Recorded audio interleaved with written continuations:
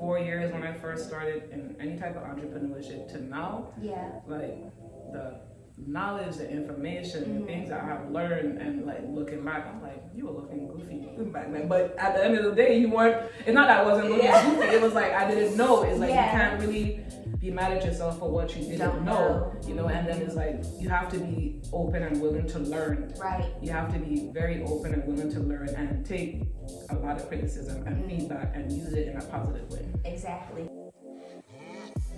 Hey y'all, and welcome back to my channel. My name is Kay. I'm a marketing and content strategist, and this is another week of Behind the Scenes Queens. This week my guest is Tasia. She's the owner of Notary Near Me, and she's going to be telling you guys about her business and giving you some wonderful entrepreneur tips. Thank you for joining me, Tasia. You're welcome. I'm glad to be here. So tell the people how you got started with your business. Well, I've always wanted to be a notary, to be honest. I actually became a notary when I had a travel business. Okay. That was my first venture into entrepreneurship. It was an MLM travel business, but I became a notary so that I can notarize travel documents for my clients. Okay. And in 2021, right after the pandemic, I lost my brother, and eventually ended up walking away from my job. So I started my business after maybe about 4 months of being home. I was like, okay, I gotta do something. So I used already what I had. My cousin is a real estate attorney here in North Carolina. Okay. So I reached out to him and he put me in contact with everybody, and now we're here. So you said you already knew you wanted to be a notary. Like, how does somebody know that they want to be a notary? Because like a notary, you cannot literally do anything without a notary. You cannot have a birth paper. You cannot buy a car, sell a car, you cannot purchase a house, sell a house. That's a lot of stuff. You cannot get married, you cannot get divorced, you cannot get a will, you cannot do a lot of things without being a notary. So it's a very, very important job. And I just like the fact that I'm able to protect people by making sure that, you know, people are verifying their identity correctly and things like that. But that's the reason why I became a notary. So you're right there with a lot of major life moments for people. Exactly. So how does that feel? Like, you're buying this house, I get to notarize this, and like, congratulations. How does that feel for those moments? It's like, sometimes it's very, it doesn't matter how many times I actually do it. It's very heartwarming because you get the same reactions. Like, I kind of already know what to expect, but like with every, especially the new homeowners, you'll see they're excited and they're like, oh crap, I messed up. I'm like, no. I'll be like, no, take your time. They're like, oh crap, I'm probably taking so long. I'm like, no, this is your time. Do whatever you gotta do, read over your documents. And I like to make people feel like welcome.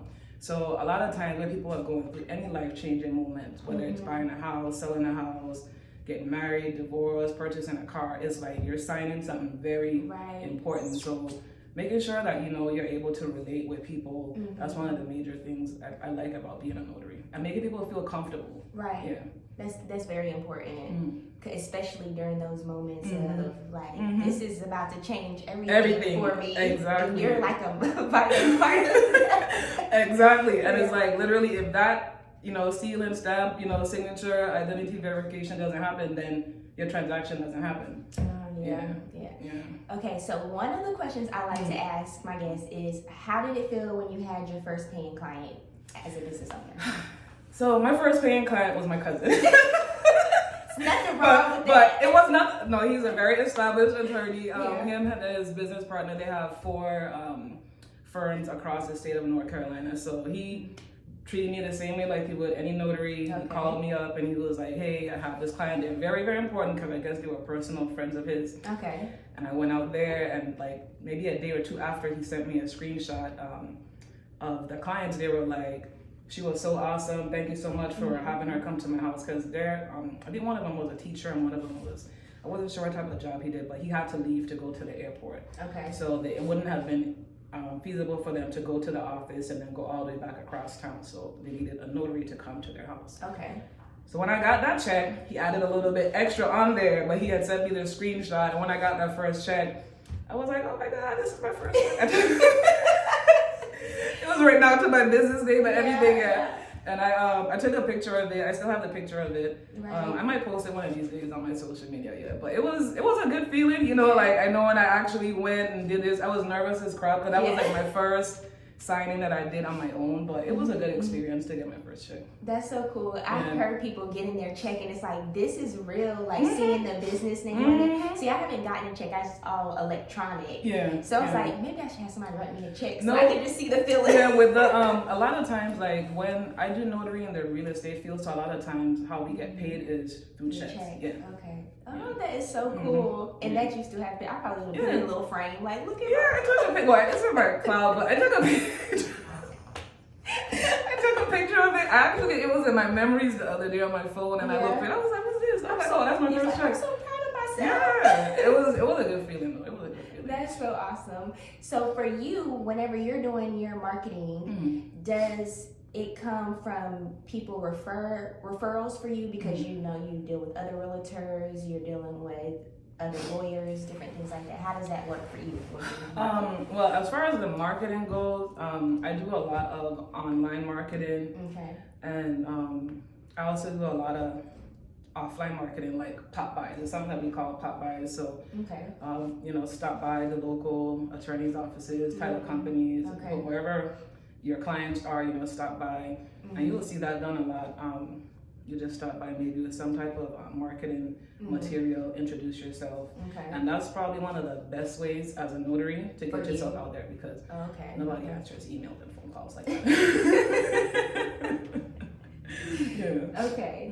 So that's kind of what we used to do in radio. We used to have to pop up because it would be hard to get them on the call or email, but I always feel like it's a checkpoint. So it's like you call them to check in, you email them, and then you pop up. Exactly. So you got 3 checkpoints for them to be like, hey, let me get your attention. Exactly. So after a while they're like, oh, I recognize this person. Like, oh, this was the person that emailed or called 3 times last week. Yeah. Like, maybe I need to give them a call. Yeah. That's how it is, basically. Yeah. Okay. So doing the pop-ins, having the business flowing, and getting all the people, what would you say has been an obstacle that you had to overcome?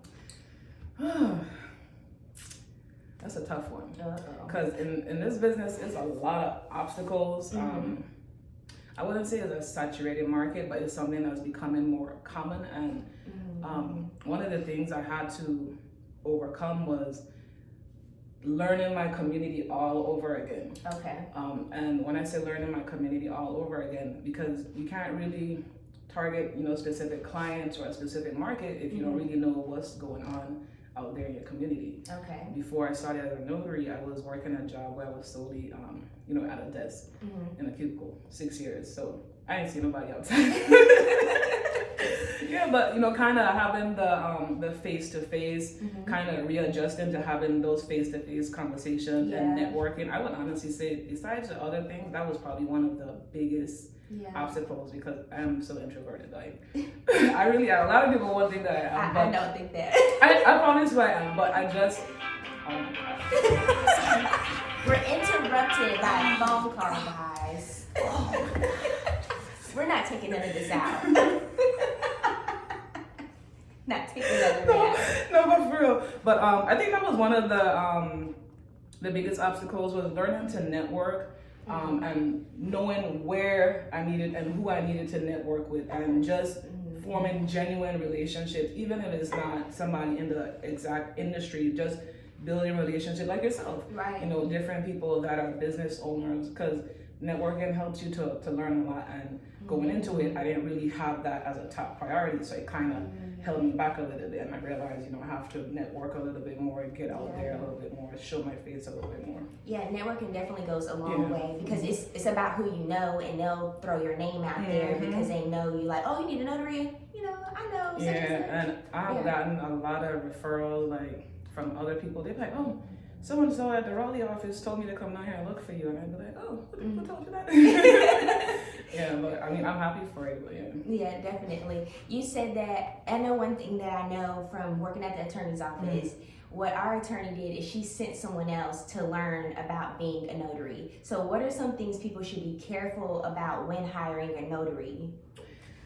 So it depends on the reason that you're hiring a notary.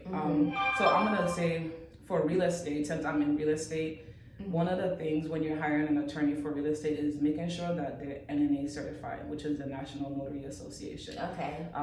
And with being NNA certified, that means that, you know, they're insured. They took extra, you know, training besides the general training that you take to become a notary. Okay. Did I mention you get insured? You have to be insured, you get certified as well, and then also your background check. A lot of lenders or title companies will not work with any notaries that have not been background checked, have not, you know, you don't have proper insurance, Okay. you don't have the NNA certification. They just would not work with you because, I mean, it's money, number one, and they have to make sure that, you know, you are responsible enough or you're knowledgeable enough of the documents that you're signing. So I would say one of the best places just to verify that a notary is a notary. Yeah. Check your Secretary of State website. Okay. Yeah, so that's where all the notaries they get commissioned through the North Carolina Secretary of State. Okay. So that's one quick way to just verify if the person is in fact a notary. And then with the NNA, once you're certified, most notaries have access to something what they call a signing agent profile, and they'll pull up the actual profile to be like, okay, she's not only a notary, but she's a notary signing agent. That means that she's been background checked, insured, and took additional training in order to sign loan documents. Okay. Yeah. Y'all get all of that. So now when you go sign a document for your house, she just gave you guys all the tips to make sure you have a proper notary. And even with any realtors or attorneys that you might have in your network, I'm pretty sure they always have somebody that they have on the speed dial that they can recommend. Yeah, because they know that they can trust them and they already looked at all the background check for you and did the work for you, which is definitely needed. Exactly. Because you don't want to be worried about that. Yeah. Especially in a major moment in your life. Exactly. Right. Yes, trust me. Okay, so what is one major tip that you would give someone who's looking to be an entrepreneur, who is in their entrepreneur journey, that you would tell them? Prioritize your mental health. Prioritize your mental health. It is overwhelming sometimes because we always have that gotta get it done mentality. And I'm a person that if I clock in now at 10 o'clock and I got music going or something, I'll be there I'll just work. No, literally, I'll just don't stop to eat, don't do nothing. And especially if it's work that you enjoy. But sometimes you just have to take time to check in and prioritize your mental health, like above all things, because you can't do anything if your mind is not right. So that's my number one tip. Always prioritize your mental health. So what's one way that you prioritize your mental health? Music, outdoors. I love to garden. I love to be outdoors. Anything outdoors, anything with music, cooking. Those are things that I do to just relax, release. Once you hear the music go on, my kids always, I'm like, oh God. Mama's in her relaxing mode. Don't bother her. Yeah, I like going outside too. That's one of the best. I love like when you go on the different trails, and Fayetteville has a lot of trails and different places that you could go. But going outside is just a complete, I swear every time I go, I feel like this is what I needed. Right. And I didn't do anything other than just walk and take in, you know, whatever the scenery is. But just going outdoors, inhaling fresh air, just walk, just listen to the birds chirp. Right. Actually take a moment to be be there. Listen to the birds chirping and listen to the different animals and different things that's in the surroundings, and just observe, you know, all these different things that we have around us, the rivers, the lakes, whatever it is. Just go outdoors and just be there in the moment.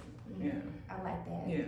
So I'm going to ask you one last question, and that is going to be, how have you been able to maintain